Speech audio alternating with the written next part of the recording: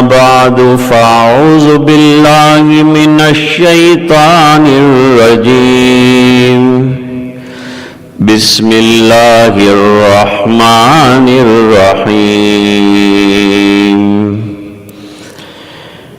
فبما رحمة من الله لنت لهم ولو كنت فظا غليظ القلب لانفضوا من حولك صدق الله العظيم اللهم صل على سيدنا محمد وعلى آل سيدنا محمد وبارك وسلم.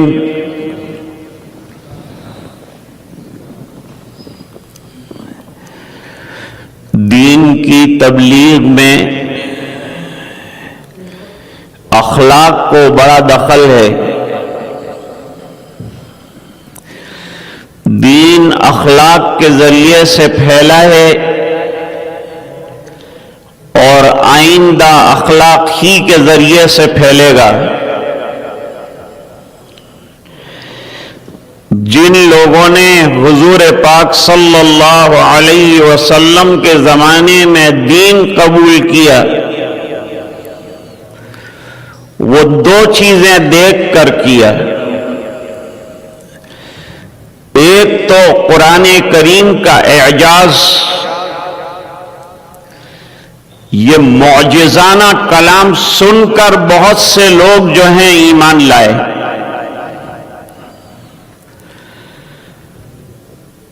یہاں تک کہ جنات بھی ایمان لائے. حضور پاک صلی اللہ علیہ وسلم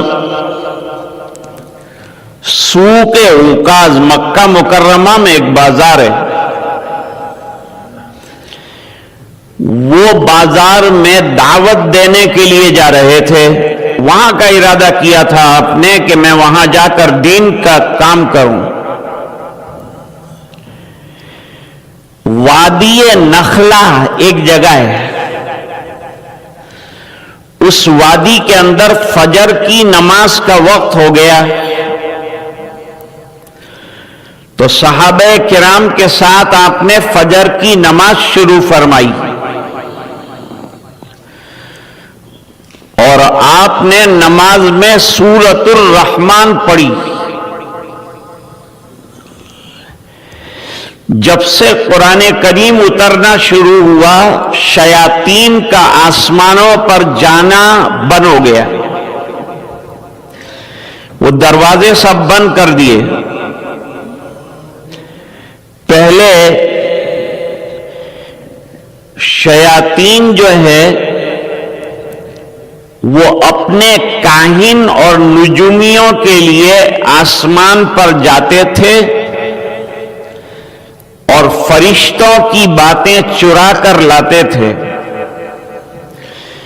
اور لا کر اپنے کاہن اور نجومیوں کو سنا دیتے تھے اور وہ پھر لوگوں کے سامنے اس کو غیب کی بات کہہ کر بیان کرتے تھے.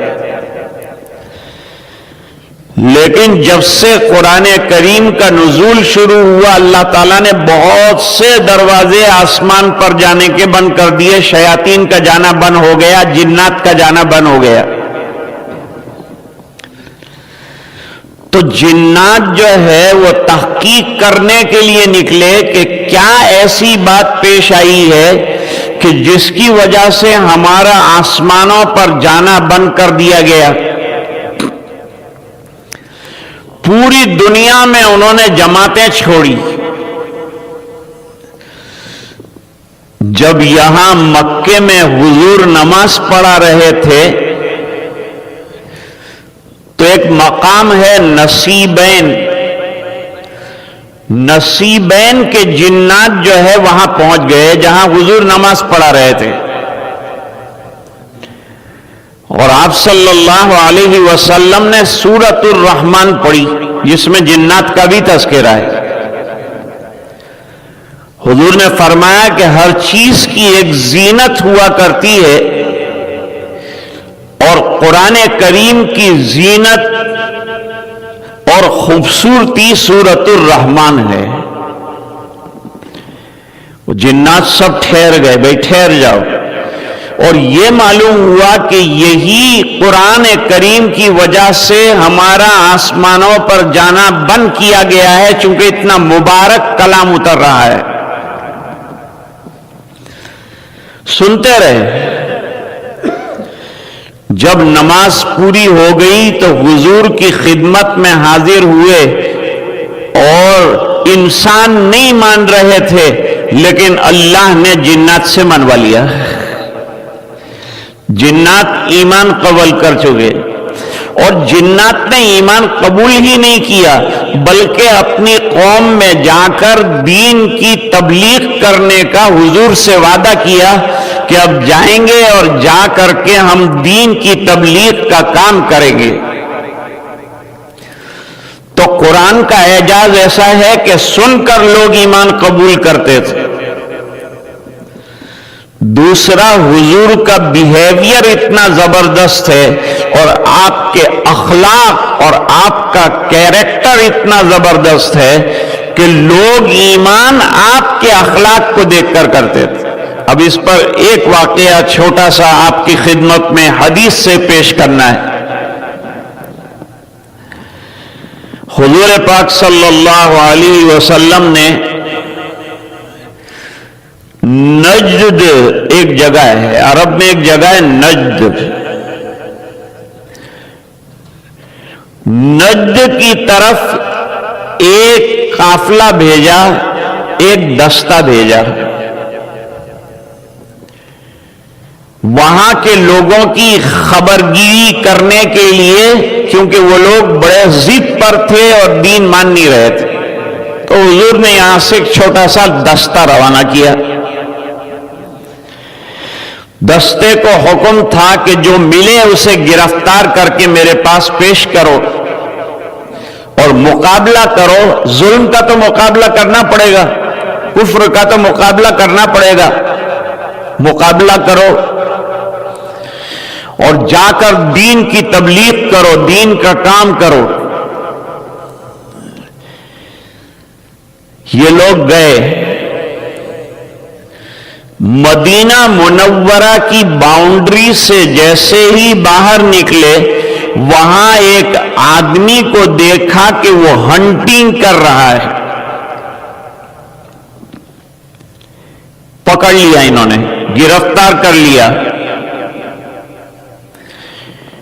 اور گرفتار کرنے کے بعد معلوم ہوا کہ یہ تو اسلام کا بہت بڑا دشمن ہے۔ یہ تو وہ شخص ہے کہ جو مشرکین مکہ کے ساتھ مل کر نبی کریم صلی اللہ علیہ وسلم کے قتل کی سازش بنا رہا تھا، حضور کو ختم کرنا چاہتا تھا، آپ کی دعوت کو ختم کرنا چاہتا تھا۔ اور اللہ تعالیٰ کا نظام ہے کہ نبی کو کوئی مار نہیں سکتا اور ختم نہیں کر سکتا جب تک کہ نبی کی دعوت کمپلیٹ نہ ہو جائے، وہاں تک اللہ تعالیٰ کی طرف سے حفاظت ہوتی ہے۔ کبھی کبھی حضور پاک صلی اللہ علیہ وسلم کو حق بات کہنے میں، چونکہ چاروں طرف دشمن ہوتے تھے، اس لیے ذرا سا ڈر اور ذرا جھجک ہوتی تھی۔ کہہ تو دیتے تھے لیکن جھجک ہوتی تھی۔ اللہ تعالیٰ نے قرآن کریم میں آیت اتاری، یا ایھا الرسول بلغ ما انزل الیک من ربک وَإِن لَّمْ تَبْلُغْ فَمَا بَلَّغْتَ رِسَالَتَهُ وَاللَّهُ يَعْصِمُكَ مِنَ النَّاسِ۔ آپ دین کا کام کرتے چلے جائیے، ذرا بھی مت گھبرائیے، اور دشمن کا بالکل خوف مت کھائیے، اس بنا پر کہ آپ کی حفاظت اللہ کر رہے ہیں۔ اس سے پہلے حضور پاک صلی اللہ علیہ وسلم کے دروازے پر رات کو صحابہ کرام ننگی تلوار کے ساتھ پہرا دیتے تھے، لیکن جب یہ آیت اتری حضور نے فرمایا جاؤ گھر جا کے سو جاؤ، اللہ نے میری حفاظت اور سیکیورٹی کی گارنٹی دے دی ہے، اب مجھے کوئی ختم نہیں کر سکتا جب تک کہ میرے دین کا مشن پورا نہ ہو جائے۔ بھائی تمہارا نام کیا ہے؟ صحابہ کرام نے وہ گرفتار آدمی سے پوچھا تو چونک گئے۔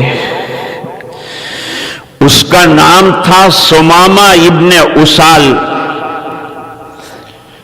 صحابہ کو معلوم تھا کہ یہ تو اسلام کا بڑا دشمن ہے، حضور کا قاتل بننے والا تھا، اس نے مکے والوں کے ساتھ مل کر سازش رچائی تھی، حضور کو پریشان کرنے اور ختم کرنے کا پلان بنایا تھا۔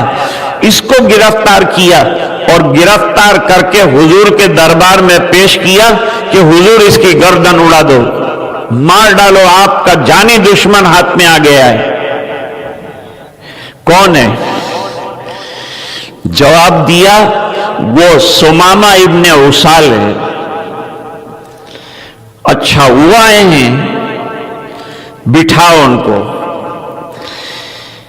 بٹھایا اور بٹھانے کے بعد حضور پاک صلی اللہ علیہ وسلم نے ان سے سوال جواب کیے۔ آپ صلی اللہ علیہ وسلم نے پوچھا سمامہ تم رنگے ہاتھوں پکڑے گئے ہو، ہماری پریزن میں آ گئے ہو، اب تمہارے ساتھ کیا معاملہ کیا جائے؟ تم کو مارا جائے کہ معاف کیا جائے؟ کیا کیا جائے بتاؤ؟ مال دو گے؟ کیا دو گے؟ تو اس نے اقرار کیا کہ میں اتنا بڑا مجرم ہوں کہ مجھے قتل کر دینا چاہیے۔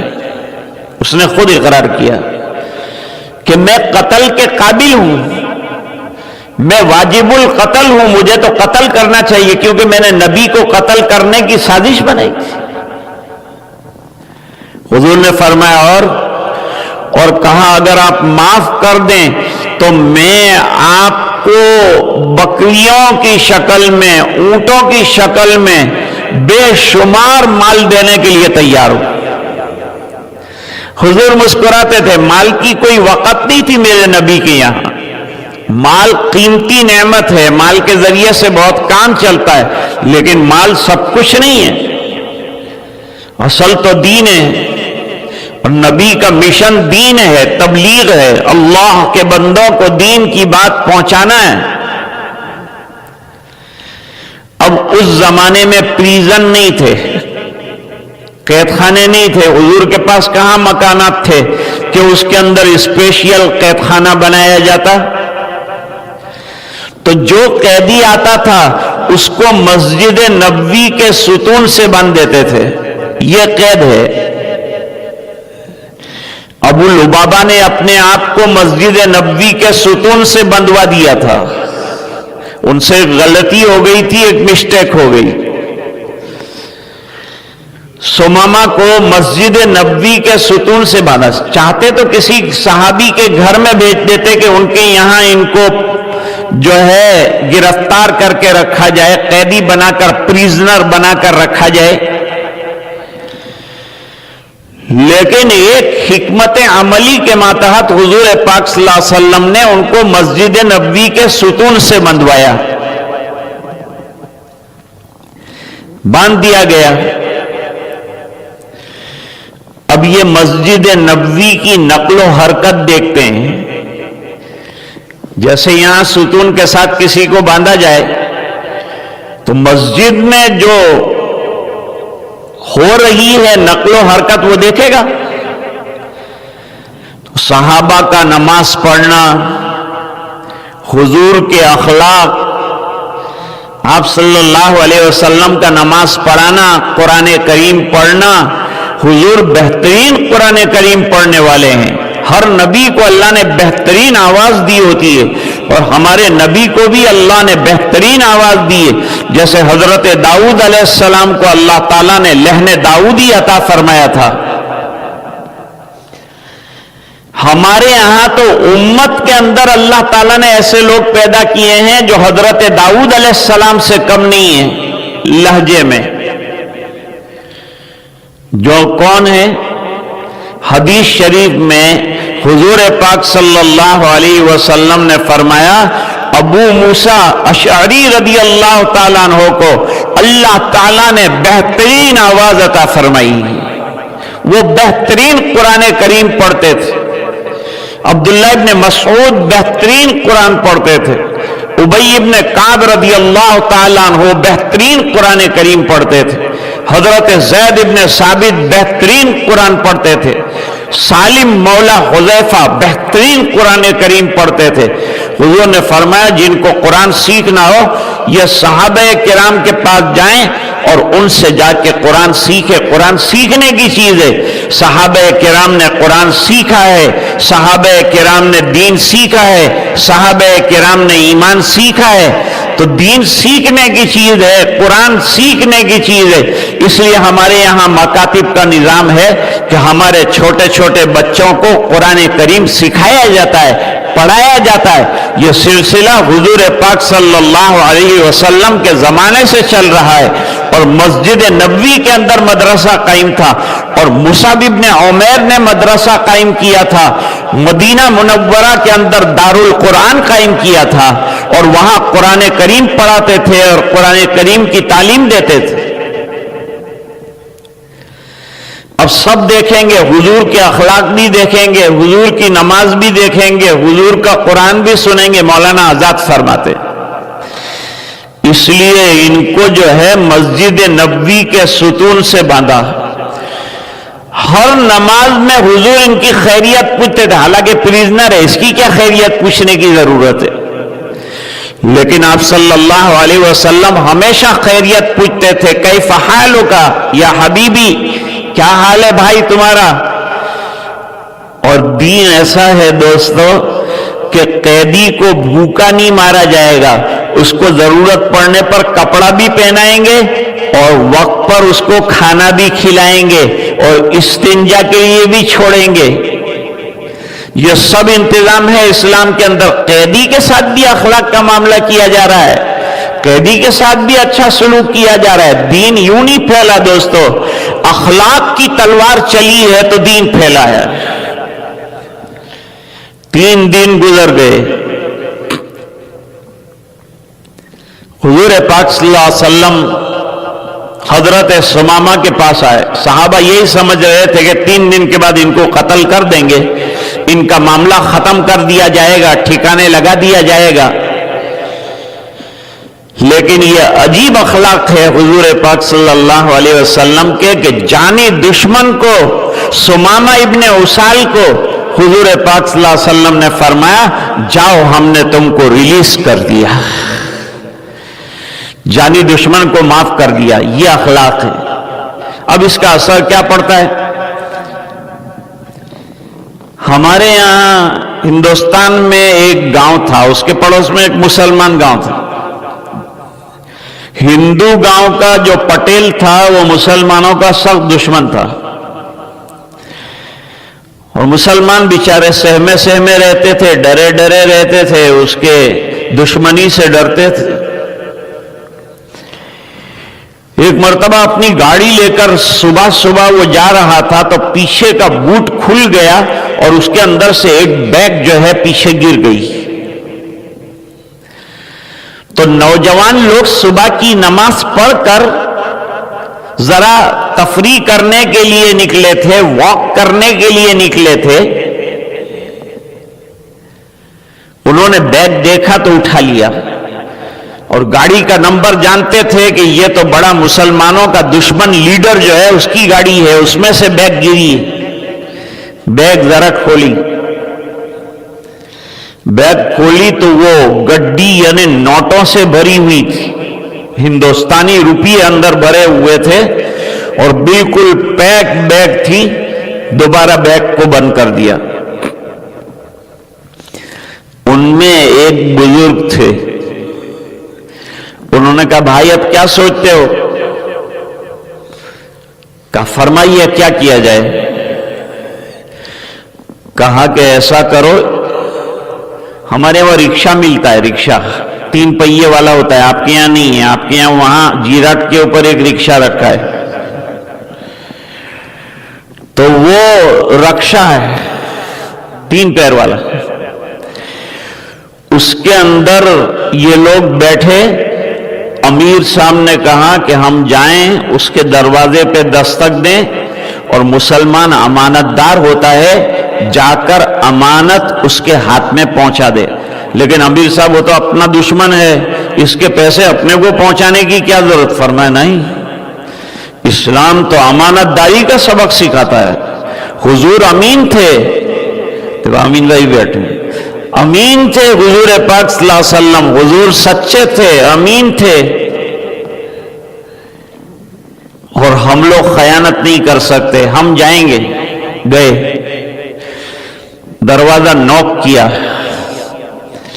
دروازہ کھلا.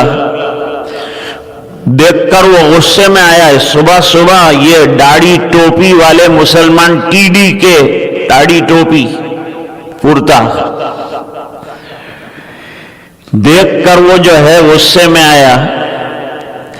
جب وہ غصے میں آیا تو اس کو بیگ بتائی، ٹھنڈا ہو گیا، کیونکہ اس کو پتا چلا کہ یہ تو میری پیسوں سے بھری ہوئی بیگ، یہ ان کے پاس کیسے پہنچی. اس کو تو کچھ پتا تھا نہیں ابھی، یہ تو گھر چلا گیا، پہنچ گیا.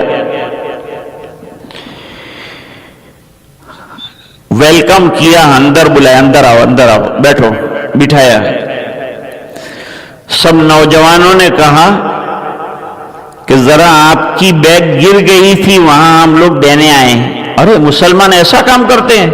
فرمایا اصل میں مسلمانوں کا کام یہ ہے، اخلاق کے ذریعے سے دین کی باتیں لوگوں تک پہنچانا. تمہاری امانت تھی، تمہارے گھر تک پہنچانا ہماری رسپانسبلٹی ہے. اس بنا پر دینے کے لیے آئے ہیں، ہم اپنا فریضہ ادا کر رہے ہیں، کوئی نیا کام نہیں کر رہے ہیں. بیگ کھول کے دیکھ لو، آپ چیک کر لو، بیگ کے اندر ایک نوٹ بھی ادھر کی ادھر نہیں ہوئی ہے. تو وہ رونے لگا. وہ لیڈر نے کہا تم میں سے ہر ایک کو میں گلے سے لگاؤں گا، اس بنا پر کہ یہ بیگ لانے سے پہلے میں اسلام کا سخت دشمن تھا اور مسلمانوں سے مجھے سخت نفرت تھی، لیکن جیسے ہی تم نے یہ بھلا اور اخلاق والا کام کیا، میرے دل کے اندر سے اسلام کی نفرت ختم ہو گئی. ایک بیگ دینے کی وجہ سے دین کی تبلیغ ہو گئی. کہنا بھی نہیں پڑا کہ ہم تبلیغ کرنے آئے ہیں، امانت کا پہنچانا تبلیغ کا ذریعہ بن گیا. سمامہ کو ریلیز کر دیا حضور پاک صلی اللہ علیہ وسلم نے. صحابہ کرام نے کہا حضور اس کو تو قتل کرنا تھا، آپ نے معاف فرما دیا. فرمایا یہ تو ہماری سیرت کا حصہ ہے کہ جن لوگوں نے ہمارے گلوں پر چھری رکھی ان کو ہم نے گلے سے لگایا، جنہوں نے ہمارے سینے میں خنجر داخل کرنے کی کوشش کی ہم نے ان کو سینے سے لگایا ہے. ہمارا کام ہے معاف کرنا، لوگوں کا کام ہے ظلم کرنا. ہم ظلم کرنے والوں میں سے نہیں، ہم معاف کرنے والوں میں سے ہے. ہمیں معاف کرنے والے اخلاق سیکھنے پڑیں گے، ہمیں اخلاق عالیہ جو ہے اس کو حاصل کرنا پڑے گا. سمامہ چلے گئے، ابھی رضی اللہ عنہ نہیں بنے، ابھی خالی سمامہ ہیں. سمامہ جو ہے سامنے ایک گارڈن تھا، وہ گارڈن میں گئے، وہاں جا کر انہوں نے باتھ لیا، غسل کیا. غسل کرنے کے بعد نیا لباس پہنا، نیا لباس پہن کر نماز کے اندر آ گئے. اور نماز کے بعد حضور پاک صلی اللہ علیہ وسلم کے سامنے دو زانو بیٹھ گئے. آپ صلی اللہ علیہ وسلم نے پوچھا سمامہ ہم نے تو تم کو چھوڑ دیا، پھر واپس کیوں آئے؟ فرمایا آپ نے چھوڑ دیا، لیکن آپ کے اخلاق نے مجھے آپ کا قیدی بنا دیا. 3 دن میں نے آپ کے اخلاق دیکھے، آپ کا قرآن دیکھا. اب میرا جی نہیں چاہتا کہ دامن مصطفیٰ چھوڑ کر کہیں جاؤں، میں آپ کے دروازے پر پڑا رہوں گا. میں اس لیے آیا ہوں کہ مجھے کلمہ پڑھا دیا جائے. کلمہ پڑھایا حضور پاک صلی اللہ علیہ وسلم نے، محفل گونجنے لگی، نعرہ تکبیر بلند کیا گیا، اشہد ان لا الہ الا اللہ واشہد ان محمدا عبدہ ورسولہ۔ تو دین جو اصل پھیلا ہے وہ کس کے ذریعے سے پھیلا ہے؟ اخلاق کے ذریعے سے۔ آج ہماری اخلاقی گراوٹ جو ہے بڑی خطرناک ہے۔ میرے والد صاحب نے 50 سال بخاری شریف ایک ہی مدرسے میں پڑھائی ہے، اور 60 سال تک جو ہے عوام کے اندر بیان فرمائے ہیں، وعظ فرمائے ہیں، اور بڑی محنت سے علم حاصل کیا تھا انہوں نے۔ وہ ایک واقعہ سناتے تھے کہ اجمیر کے اندر ایک پٹھان جو ہے وضو بنا رہا تھا، پیچھے ایک پٹھان اور کھڑا تھا۔ وہ جو وضو بنا رہا تھا وہ غلط وضو بنا رہا تھا، اس کو وضو بنانا نہیں آتا تھا، لیکن وہ بنا رہا تھا جو سمجھ میں اس کو آتا تھا اس کے اعتبار سے بنا رہا تھا۔ پیچھے جو پٹھان کھڑا تھا اس نے پٹھانی طریقے پر کہا ہے، بڈھے اتنا بڑا عمر ہو گیا تیرا، تجھے شرم نہیں آتا، تجھے وضو بنانا نہیں آتا، تو نماز کیا پڑھے گا؟ وہ بھی پٹھان تھا، اس نے کہا جاؤ، وضو بھی نہیں بنائے گا، نماز بھی نہیں پڑھے گا، چلا جائے گا، بولو کیا کرے گا؟ غصے میں آ گیا، کیونکہ طریقہ غلط اختیار کیا۔ یہی بات اگر محبت اور پیار سے کہی جاتی اور سمجھائی جاتی، جیسے کہ شاہ عبد القادر صاحب نے دہلی میں اپنی مسجد میں 40 سال اعتکاف کیا، ایک آدمی روزانہ حوض پر بیٹھ کر وضو بناتا تھا، اس کی ایڑیاں ڈرائی رہ جاتی تھی، سوچا کہ اس کو سمجھانا چاہیے۔ جب وہ وضو بنانے کے لیے آیا تو حضرت پہنچ گئے اعتکاف میں سے، اور اعتکاف میں سے پہنچ کر اس سے کہا کہ میں وضو بناتا ہوں، کوئی جگہ مسٹیک ہو تو مجھے بتانا۔ اور جب ایڑیاں دھونے کا موقع آیا تو یوں کہا کہ میری ایڑیاں اکثر دھونے میں، واش کرنے میں ڈرائی رہ جاتی ہیں، اور یہ ڈرائی رہ جائے تو وضو نہیں ہوتا، اور وضو نہیں ہوتا تو نماز بھی نہیں ہوتی، اس بنا پر مجھے ذرا دیکھنا کہیں ڈرائی تو نہیں رہ جاتی۔ وہ رویا، اور رو کر اس نے کہا حضرت آپ تو بزرگوں میں سے ہیں، آپ کا وضو نہیں ہوگا، آپ کی ایڑیاں ڈرائی رہ سکتی ہے، ہاں البتہ میری رہ جاتی تھی، لیکن آپ نے اتنی پیار سے سمجھایا کہ آج سے انشاءاللہ یہ غلطی میں نہیں کروں گا۔ میری مسٹیک کو آپ نے سدھارا، لیکن حکمت کے ساتھ سدھارا، محبت کے ساتھ سدھارا۔ حنیف بھائی کا حکم تھا کہ چند کلمات آپ کی خدمت میں عرض کیے جائیں، اس بنا پر یہ چند باتیں آپ کی خدمت میں اس وقت یاد آئی، اللہ نے یاد دلائی، وہ آپ کی خدمت میں پیش کی۔ اللہ تعالیٰ مجھے آپ کو سمجھنے کی توفیق عطا فرمائے، دین کا کام کرنے کی توفیق سعید عطا فرمائے۔ اللہم لک الحمد کلہ ولک الملک کلہ ولک الشکر کلہ وإلیک یرجع الامر کلہ علانیتہ وسرہ۔ ربنا آتنا فی الدنیا حسنہ وفی الآخرۃ حسنۃ وقنا عذاب النار وادخلنا الجنۃ مع الابرار یا عزیز یا غفار۔ اللہم انا نسألک الہدی والتقی والعفاف والغنی، اللہم انا نسألک العافیہ فی الدنیا والآخرہ، اللہم انا نسألک رضاک والجنہ ونعوذ بک من سخطک وغضبک والنار۔ اے اللہ ہمارے گناہوں کو معاف فرما، کوتاہیوں سے درگزر فرما، اپنا فضل اور کرم شامل حال فرما، رحم کے اور کرم کے فیصلے فرما۔ اے اللہ ہمیں اخلاق عالیہ کے زیور سے آراستہ فرما۔ اے اللہ دین کی محنت کے لیے نوجوانوں کو قبول فرما، ہم سب کو دین کی محنت کے لیے قبول فرما۔ اے الہ العالمین تراویح قبول فرما، قرآن کریم کا پڑھنا پڑھانا قبول فرما۔ اے اللہ روزے قبول فرما۔ اے اللہ معتکفین کے اعتکاف کو اپنے فضل سے قبول فرما۔ اے اللہ گناہوں سے ہماری حفاظت فرما، نیکیوں کی ہمیں توفیق عطا فرما، اپنی رضا دائمی عطا فرما، پورے مجمع کی مغفرت فرما، امت کے ایک ایک فرد کی مغفرت فرما۔ یہ دعائیں اپنے فضل و کرم حبیب پاک صلی اللہ علیہ وسلم کی برکت سے منظور فرما، برحمتک یا ارحم الراحمین۔